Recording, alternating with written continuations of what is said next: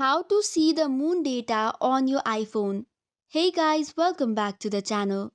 If you'd like to see the phases of moon and other data, here is what you should do. Head over to the weather application on your iPhone. Tap on the weather icon and then scroll down to find the moon section. Here you can see the phase of the moon along with the illumination, next moonrise and next full moon. To view the details, tap on the moon icon and it will take you to another detailed page. From here you can check other details such as moonrise, moonset, next full moon as well as the distance. If you'd like to check for the further details, you can slide towards the left and right. This way you can check the previous data as well as the coming data. If you want to see the calendar view of all the phases of moon, you can scroll down a bit and you should be able to check as well.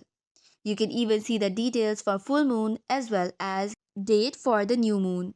So this is how you can check the data about moon on your iPhone. That's all for today's video. For more such contents, do not forget to hit the like and subscribe button.